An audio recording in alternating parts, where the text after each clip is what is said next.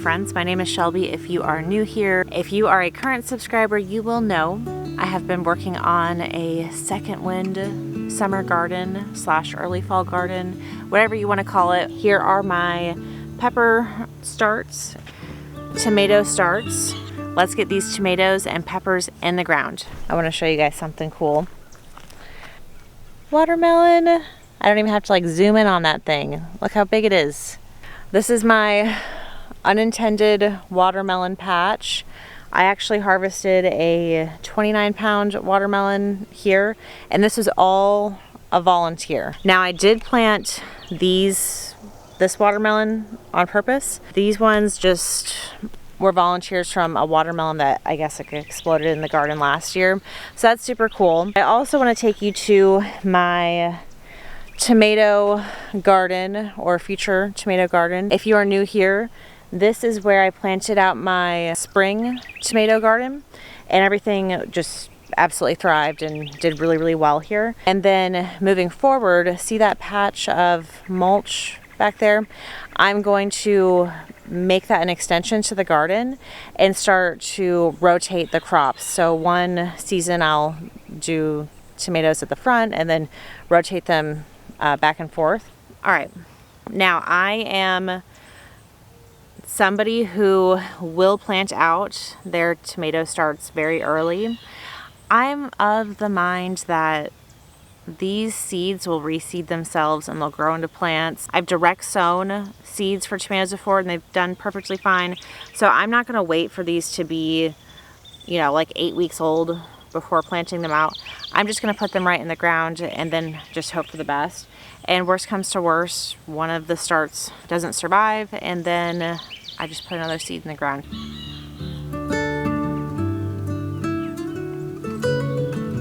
I'm gonna plant the Sheboygan tomatoes here. I have 1, 2, 3, 4, 5. I have 5, and I told myself I'm not gonna plant out more than 7 per row.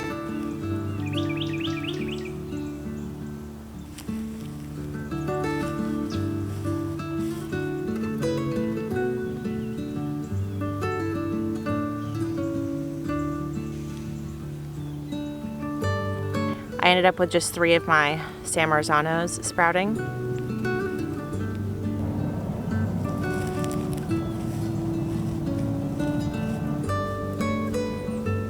So it looks like I have a lot of random kind of like one-off sprouts. I don't know why things just like didn't do very well this time, because I really made sure that they didn't dry out and they were in ideal growing conditions, but what can you do? I'm gonna plant the Cherokee Purple here along with the Tiffin Mennonite and the pineapple tomatoes.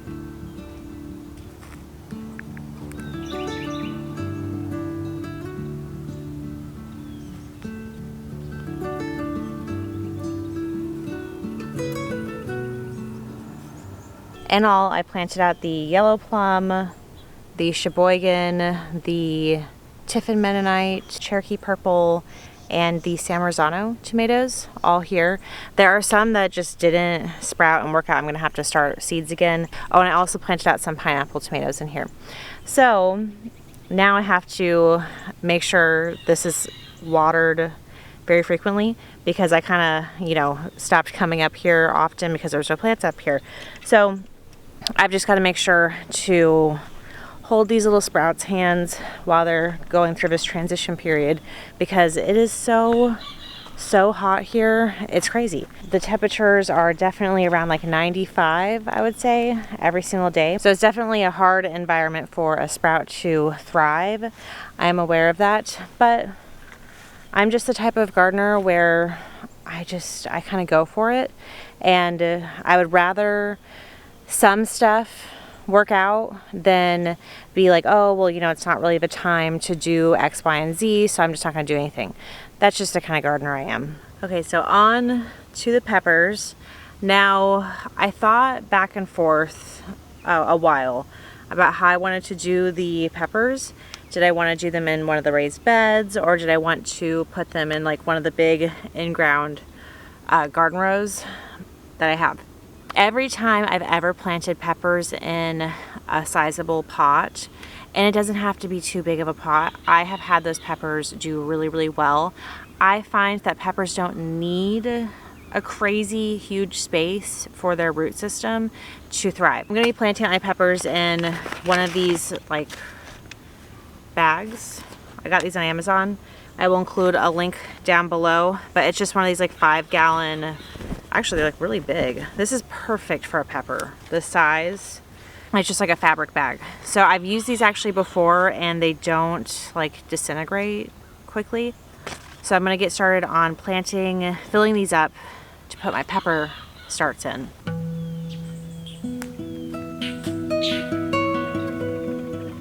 I have 12 in all to do. That's just how many came in the pack, and I think I have more than 12 starts for peppers. So I'm just gonna fill them all up anyways. This is my like compost pile, and we bought it from somebody in bulk. So it was a lot cheaper than getting compost like from a big box store. My goal is to get our own like compost system started here. We just genuinely have not had the time to take on an extra project like that. We do plan on doing that this year, so that next spring we don't have to buy a bunch of compost again.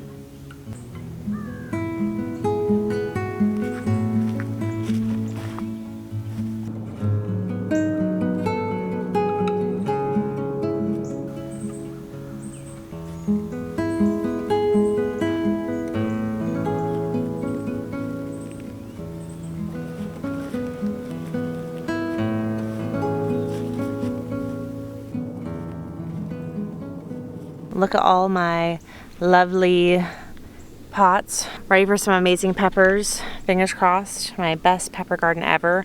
I really do feel good about growing them in pots this time around. I feel like that is a good decision because I can move them around to make sure they're in an ideal place, really control their climate, which I do feel is so important when it's this hot out. And you can also make sure that you can move them when it gets too cold out too, because peppers don't just last like one season. They can last for multiple years if they are treated properly. So these pots actually came with little markers. I'm just going to use these. I do prefer to use my popsicle sticks, but I ran out of those. This isn't a sponsored video, by the way. I just thought these are a good deal for what they are, and I've used them before. Now, if you're a current subscriber, you know I've been trying to make this like a natural banana canopy slash papaya, which it is definitely serving that purpose. It's providing shade like in the middle of the day, which is awesome. And my goal is to get some type of a cement table out here, you know, so it could help withstand the elements. So one day when I get a cement table out here, I'll be sitting on that table and not on the ground. But, you know, here we are. We'll make do for today. I've got a lot of different options here. Now, I do plant out my peppers rather young typically, and I have really good success with it. One of my best pepper gardens ever. I planted them out this young, but that's also probably because of our climate here in Florida. They just respond really well. So I wouldn't do that, of course, if you live in a colder climate where the sprouts are not going to respond well to that. It's very, very hot, so I feel fine with risking that. So it looks like we didn't get any poblano peppers, any of the large jalapeno, the ají or the sugar rush pepper, and those are all pepper packets I've had for a few years, so I'm not surprised that they just didn't sprout. All of the peppers that I just bought, like those packets that are brand new, they all sprouted. I've been saying this in a few videos now, if you are having an issue with pepper germination, just get new pepper seeds, because it's not worth wasting a ton of time when peppers are a little bit sensitive, I would say, to age. All right, I've got 2 tam jalapenos that have sprouted.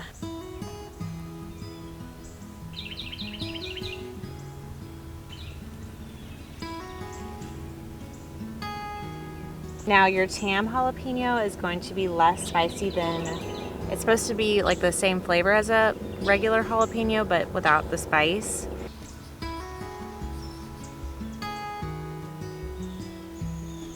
So So it's amounting to about 2 per variety, 2 peppers. So I've got 2 serranos, which honestly, if you've ever grown any kind of a pepper plant, 2 of each is pretty much all you need.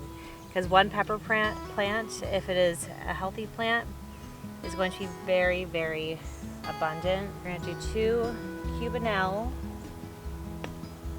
which I'm really excited for. So I'll do a cubanelle here.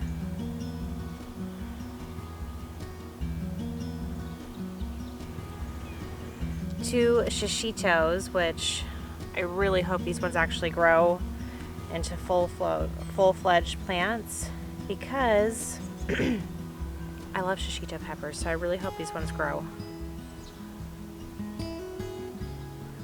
So the last but not least is a peppercini pepper. This is actually one of my healthiest sprouts, and a Corno di Toro, which I only got 1 Corno di Toro sprout. Pepper garden is organized, clean, underway. I feel really good about it this time around. So one of the things I love about doing YouTube is looking back at just a really short amount of time a few weeks will do to the garden. I remember one of my spring garden videos when I was pregnant, and I planted out peppers about this size. It was just a few weeks later, and I thought, oh, you know, that must have been such a long time ago. And then I looked back and I was like, oh my gosh, it's just been, you know, a month or so. And these peppers already are having like flowers and things like that on them, which is crazy. I don't know if it was quite that quick, but it did feel that quick. So that's why I love documenting.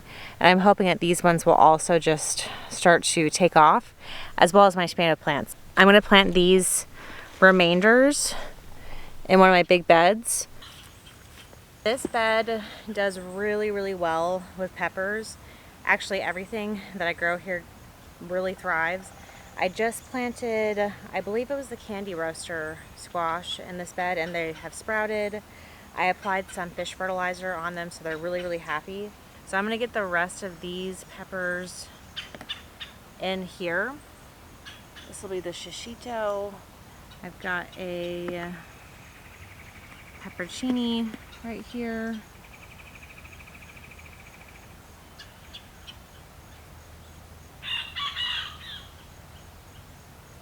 So I feel really good now that I have some tomatoes in the ground, some peppers in the ground. We've got some winter squash growing, and I'll give you guys updates on all that next week. Thank you guys so much for tuning in. If you have any pepper suggestions or tips or anything like that, I would love to hear from you guys. Until next week, bye.